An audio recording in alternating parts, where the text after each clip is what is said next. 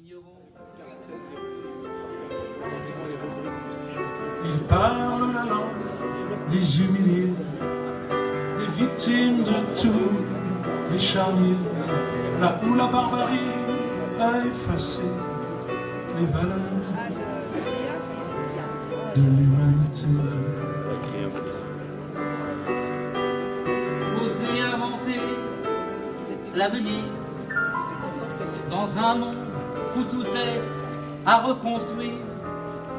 Faire de sa vie un grand combat où seule la paix triomphera. Les amoureux de la liberté. C'est ce que le monde. Et il faut préciser que ce n'est pas un salon au sens classique, avec des auteurs en randonnion derrière leurs bouquins.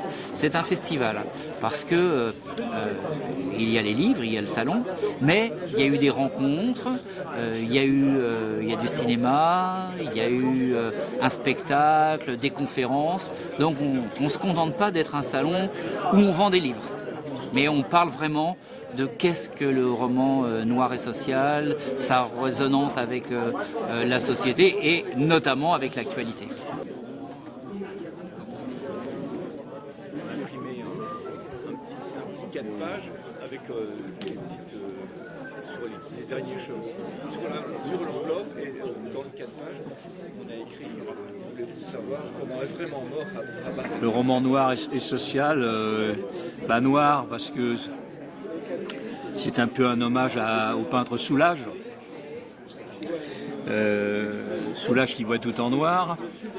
Et social parce que on ne peut pas faire de la littérature dans le 8e arrondissement pendant quelques chapitres. Enfin, il y a un moment où on va s'ennuyer.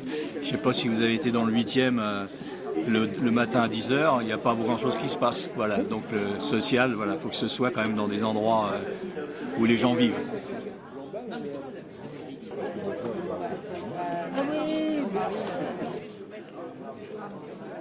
La Semaine Sainte. Oui. Ah bon, on les a tous? Ouais. Celui-là, on l'a pas, mais c'est le numéro 3.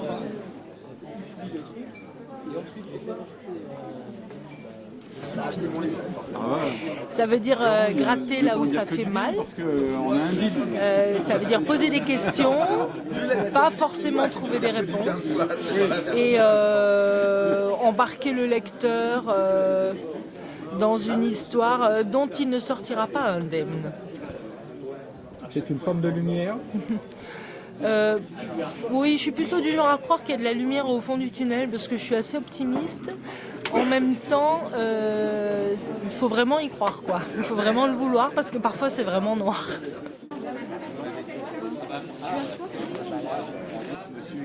Voilà, comment ça se passe? Brune. Oui, mais je sais plus comment ça s'appelle. Elle a écrit un bouquin. Moi j'écris des romans noirs, c'est un genre de roman qui interroge un petit peu la réalité, l'opacité de ce qu'on a autour de nous. Il y a une espèce de nuit noire comme ça, et puis on a des personnages qui essayent de gratter une allumette pour essayer de comprendre où ils sont tombés. Donc ça donne ce type de roman. Est-ce que ça veut dire que c'est aussi un roman politique? Oui, il y a un aspect de... la racine du mot politique, du mot policier, c'est politique. Hein, c'est la même racine, les deux. C'est la manière dont la cité est gérée. Hein, et donc c'est comment il y a des outils pour gérer la vie collective des gens. Et comment ces outils, il faut de temps en temps les remettre en cause, quoi. Quand ils tapent un petit peu trop fort sur la tête.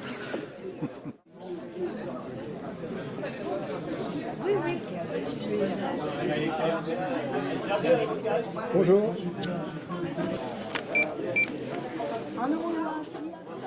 Non, j'ai fait des ateliers d'écriture à midi.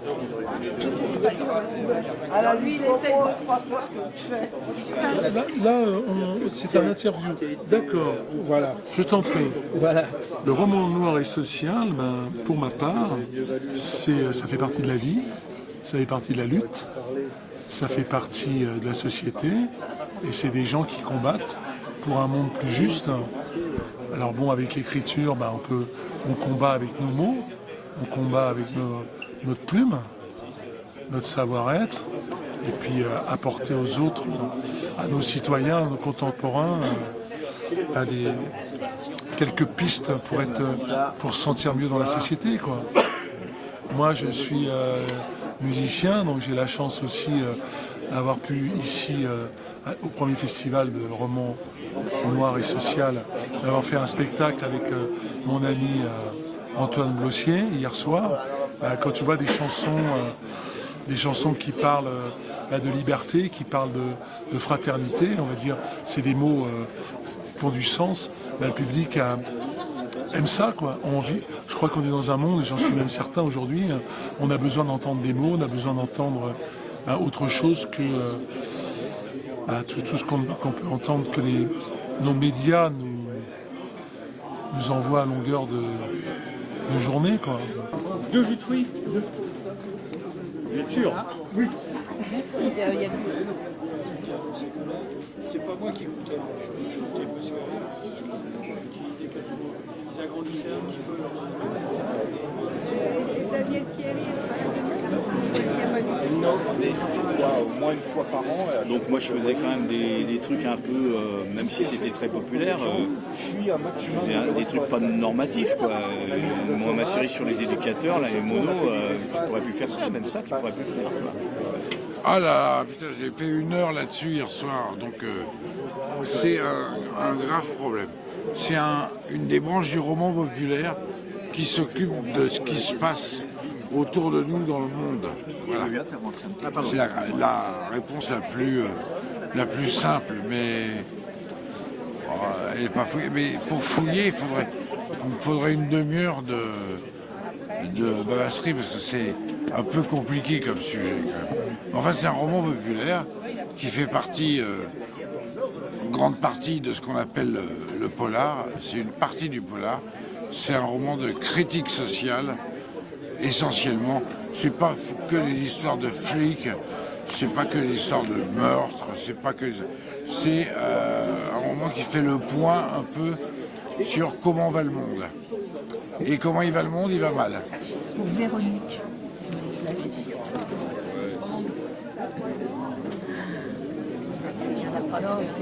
Mais ça m'a fait oui, déjà acheté. Ah oui, non, mais c'est pas que moi.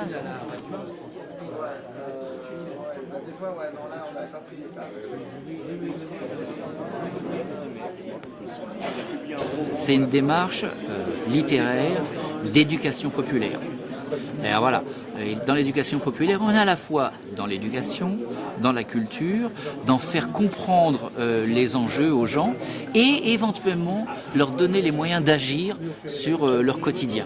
Donc oui, c'est politique, mais au sens de gestion de la ville, quoi, au sens de gestion de la cité. C'est pas politicien.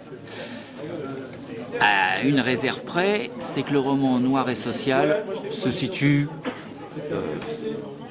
quasiment, uniquement du côté gauche de l'échiquier politique, voire de la gauche de la gauche. Les charniers, là où la barbarie a effacé les valeurs de l'humanité. Oser inventer l'avenir dans un monde où tout est à reconstruire, faire de sa vie un grand